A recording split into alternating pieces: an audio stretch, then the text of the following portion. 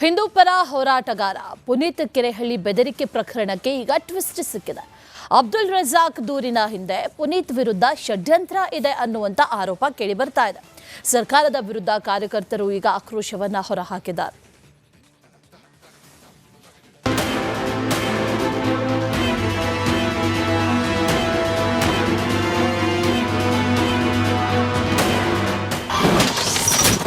ಪುನೀತ್ ಕೆರೆಹಳ್ಳಿ ಬೆದರಿಕೆಯ ಪ್ರಕರಣಕ್ಕೆ ಟ್ವಿಸ್ಟ್.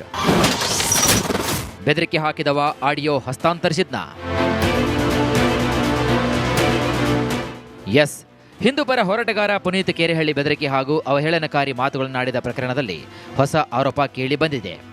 ಬೆದರಿಕೆ ಹಾಕಿದ ಮಂಗಳೂರು ಮೂಲದ ಅನಾಮಧೇಯ ವ್ಯಕ್ತಿ ಅಬ್ದುಲ್ ರಜಾಕ್ಗೆ ಆಡಿಯೋ ಹಸ್ತಾಂತರ ಮಾಡಿದ ಆರೋಪ ಕೇಳಿ ಬಂದಿದೆ. ಪುನೀತ್ ಬಂಧನದ ವಿರುದ್ಧ ಷಡ್ಯಂತ್ರ ಇದೆ ಎಂಬ ಆರೋಪ ಕೇಳಿ ಬರ್ತಾ ಇದೆ.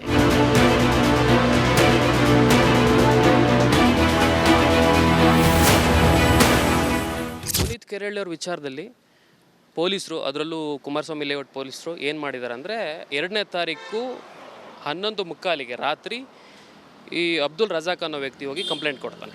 ಈ ಥರದ ವಿಚಾರ ಐತೆ, ಸಾರಾಂಶ ಹಿಂಗಿದೆ ಅಂದ್ಬಿಟ್ಟು. ಸೊ ಆ ಕಂಪ್ಲೇಂಟ್ ಆಧರಿಸಿ ವಿತಿನ್ 14 ಮಿನಿಟ್ಸ್ ಅಂದರೆ 12 ಗಂಟೆಯ ನಂತರ ಅಲ್ಲ, ಅದಕ್ಕಿಂತ ಒಳಗಡೆನೆ 2ನೇ ತಾರೀಕೆ FIR ಆಗುತ್ತೆ.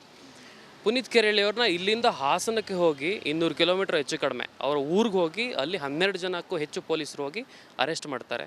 ಕುಮಾರಸ್ವಾಮಿ ಲೇಔಟ್ ಪೊಲೀಸರು, ಬಸವನಗುಡಿ ಠಾಣೆ ಪೊಲೀಸರು ಎಲ್ಲರೂ ಹೋಗಿ ಅರೆಸ್ಟ್ ಮಾಡ್ತಾರೆ. ಆದರೆ ಅವ್ರನ್ನ ವಾಪಸ್ ಕರ್ಕೊಂಬರ್ತಾರೆ ಬೆಂಗಳೂರಿಗೆ. ಅವರು ಎಲ್ಲಿದ್ದಾರೆ ಏನು ಮಾಹಿತಿ ಕೊಡೋದಿಲ್ಲ ನಮಗೆ. ನಾವು ಹೆಚ್ಚು ಫೋನ್ ಮಾಡಿದ್ದೀವಿ ಪೊಲೀಸವರಿಗೆ, ಯಾವುದಕ್ಕೂ ರೆಸ್ಪಾಂಡ್ ಇಲ್ಲ. ಪುನೀತ್ ಕೆರೆಹಳ್ಳಿಗೆ ಫೋನ್ ಮಾಡಿದ್ರು ಅವ್ರ ಫೋನ್ಗೂ ರೆಸ್ಪಾಂಡ್ ಇಲ್ಲ, ಏನಿಲ್ಲ. ಸೊ ಈ ಗೊಂದಲ ನಮಗೆ ಒಂದು ಕಡೆ ಎಲ್ಲಿದ್ದಾರೆ. ರಾಜ್ಯ ಸರ್ಕಾರದಿಂದ ಹಿಂದೂ ಹೋರಾಟಗಾರರ ವಿರುದ್ಧ ಮಲತಾಯಿ ಧೋರಣೆ ಮಾಡಲಾಗ್ತಾ ಇದೆ. ರಾತ್ರಿ FIR ದಾಖಲಾಗಿ ಬೆಳಗ್ಗೆ ಅರೆಸ್ಟ್ ಮಾಡಿದ್ದು, ಅರೆಸ್ಟ್ ಮಾಡುವ ಮುನ್ನ ಪುನೀತ್ಗೆ ನೋಟಿಸ್ ಕೊಟ್ಟಿಲ್ಲ. ನೋಟಿಸ್ ನೀಡದೆ ಸುಪ್ರೀಂ ಕೋರ್ಟ್ ಆದೇಶ ಉಲ್ಲಂಘಿಸಲಾಗಿದೆ ಎಂಬ ಆರೋಪ ಕೇಳಿ ಬಂದಿದೆ. ಪೊಲೀಸರು ಬೇರೆ ವಿಚಾರಗಳಲ್ಲಿ ಹಿಂದೂ ಧರ್ಮದ ವಿರುದ್ಧವಾಗಿ ಅವಹೇಳನ ಆಗ್ತಾ ಇದೆ. ಈ ಭಗವಾನ್ ಅನ್ನೋನು KS ಭಗವಾನ್ ಅನ್ನೋನು ಶ್ರೀರಾಮನ ಜನ್ಮದ ಬಗ್ಗೆ ಕೆಟ್ಟ ಮಾತುಗಳನ್ನಾಡಿದ್ದಾನೆ. ಶ್ರೀರಾಮನ ಬಗ್ಗೆ, ಸೀತಾಮಾತೆ ಬಗ್ಗೆ, ರಾಮಾಯಣದ ಬಗ್ಗೆ ಅಶ್ಲೀಲ ಮಾತುಗಳನ್ನಾಡಿದ್ದಾನೆ. ಅವನ ಬಗ್ಗೆ FIR ದಾಖಲಾಗಿದ್ದರು. ರಾಜ್ಯದಲ್ಲಿ 20 ಕಡೆ FIR ದಾಖಲಾಗಿದೆ. ಆದರೂ ಕೂಡ ಅವನ್ನ ಅರೆಸ್ಟ್ ಮಾಡಲ್ಲ, ಬಂಧನ ಮಾಡಲ್ಲ, ವಿಚಾರಣೆ ಮಾಡಲ್ಲ. ಈ ಆರ್ಯವರ್ಧನ್ ಗುರುಜಿ ಅನ್ನೋನು ಲಕ್ಷ್ಮೀದೇವಿ ಬಗ್ಗೆ ಅಪಪ್ರಚಾರದ ಮಾತಾಡಿದ್ದಾನೆ.